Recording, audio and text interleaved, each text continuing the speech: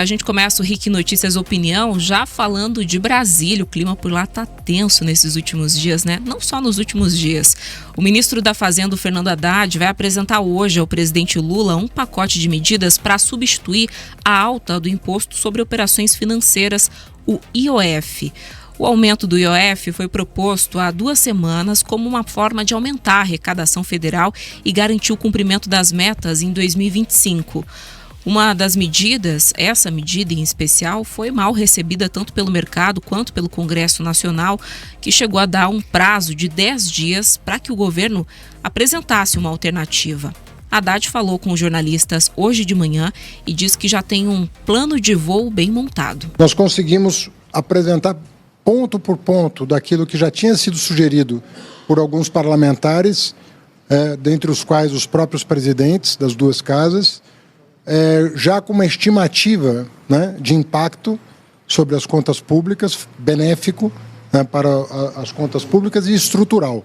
Ou seja, não é uma coisa para resolver 25, é uma coisa que tem impacto duradouro ao longo do tempo. E creio que hoje nós vamos ter uma reunião com o presidente da República bastante produtiva, porque nós chegamos a um entendimento, pequenos detalhes para serem arbitrados, de fato pequenos. Eu penso que o plano de voo está bem montado. Vamos todos hoje, antes da viagem do presidente, apresentar a ele todos os pontos. No fim do dia, ministro? Não deve ser no fim do dia, porque ele viaja, né? Hoje à noite. Então, nós vamos aguardar o chamado dele para, eu acredito que, no máximo no começo da tarde, porque à noite, a partir do meio da tarde, ele vai estar nos preparativos da viagem. Essa agenda já estava pré-fixada durante o final de semana. Ele falou que queria que na terça-feira as coisas se resolvessem para que ele pudesse viajar mais tranquilo, já com essas coisas endereçadas. E eu acredito que, o plano de voo está bom, acredito que até superior ao que nós fizemos o ano passado, um alcance ainda maior do que o do ano passado. E, do meu ponto de vista, dá uma estabilidade duradoura para as contas. Tá aí o ministro da Fazenda, né, falando sobre essa questão, aliás, ministro da Economia, Fernando Haddad. Bom, e quem também repercutiu esse assunto foi o presidente Lula, que conversou com jornalistas e admitiu que houve erros na condução desse tema. Vamos ouvir o presidente. O que a Fazenda fez? A Fazenda trabalhou e era uma sexta-feira que fez o anúncio, tá? Eu já não estava mais aqui, poderia ter feito uma discussão, sabe? Não aconteceu, porque era uma sexta-feira e eles queriam anunciar rápido isso, para dar tranquilidade à sociedade brasileira. Eu não acho que isso tenha sido erro, não. Eu acho que foi um momento político, sabe? Em nenhum momento, o companheiro Haddad teve qualquer problema de rediscutir o assunto. Em nenhum momento. Aquilo, a apresentação do UF foi o que eles tinham pensado naquele instante.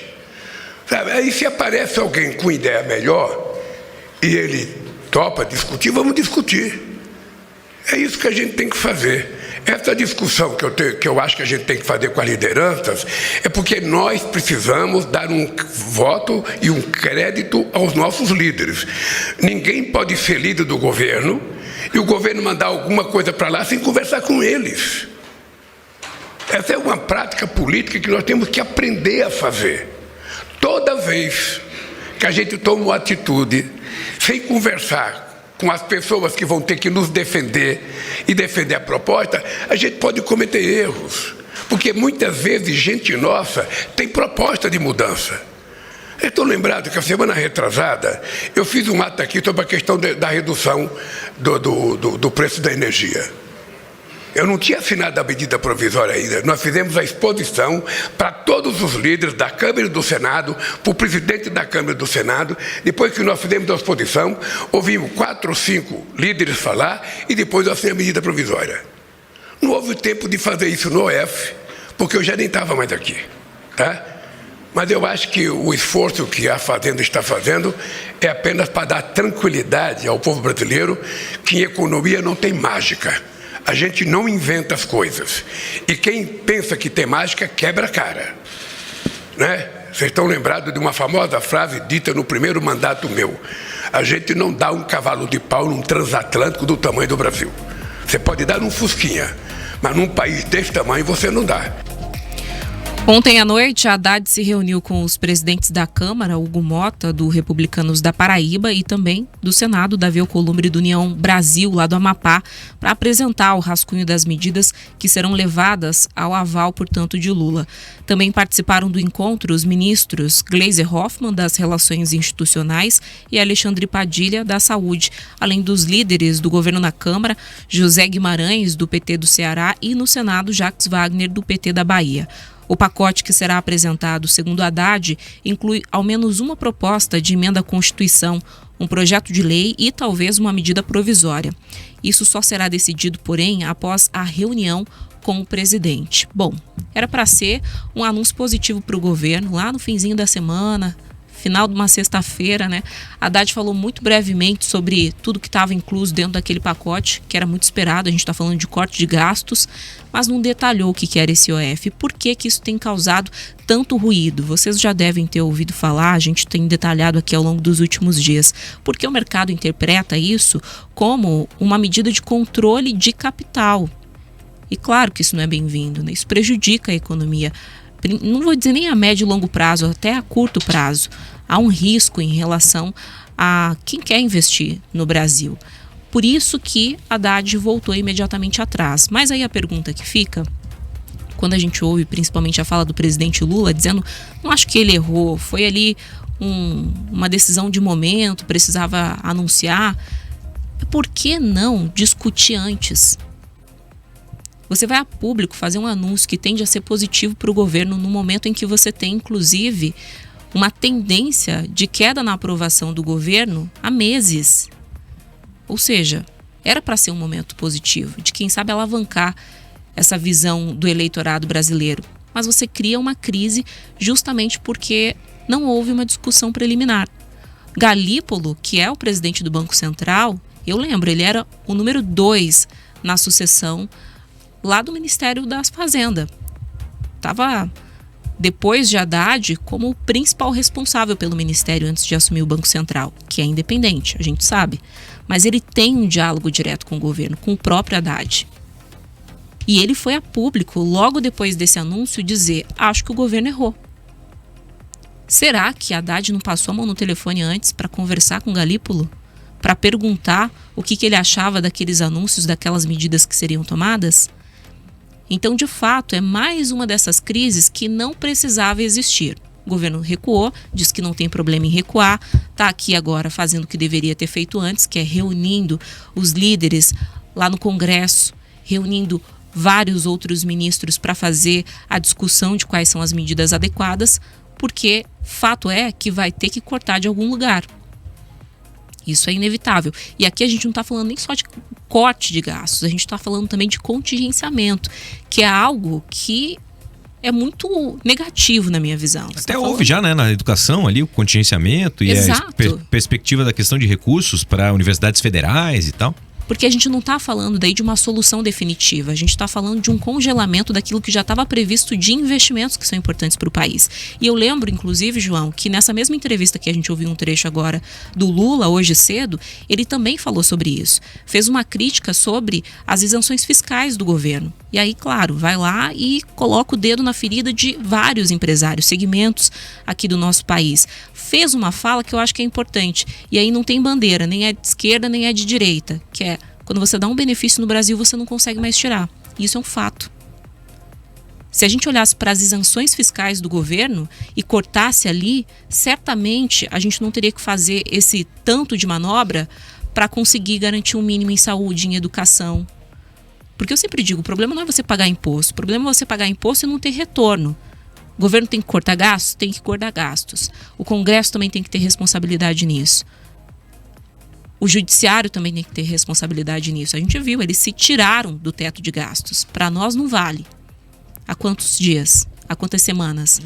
Então é importante um compromisso realmente de todos, que essa discussão que a Haddad agora, depois de gerar, né, mais uma crise, tem feito junto com os líderes do Congresso, junto com os próprios integrantes do governo, seja realmente produtiva para a gente pensar nacionalmente, os 3 poderes, quem sabe juntos, como é que a gente faz para cortar esses gastos e colocar o recurso público onde realmente ele é importante. Foi falado muito sobre questão de super salários, né? Rever essa questão de isenção.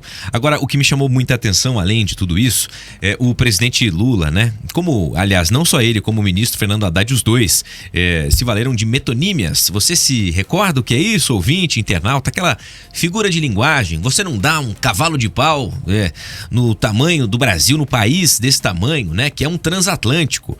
E o ministro Fernando Haddad também falando sobre o aspecto, o nosso plano de voo, né? Tá muito bem pensado, planejado. Na verdade, a turbulência que a gente já vive há um bom tempo, né? Utilizando já essa correlação, inclusive até metáforas, já que estamos falando disso. É mais um tropeço nessa ânsia, buscando arrecadar, e até mesmo o próprio Galípolo, né, do Banco Central, comentou de que aumentar a arrecadação aumentando o imposto, e especialmente o IOF, peraí, sinal de alerta, é preciso sentar à mesa e conversar, e fazer isso de antemão, né? Para que haja um entendimento, ou não só o entendimento entre o próprio governo, como os demais poderes. Vamos ver, no fim das contas, o resultado que vai sair na prática desse almoço, que estava acontecendo, se já não acabou. Tá rolando ainda, certamente, essas conversas que me chamou a atenção, Camila?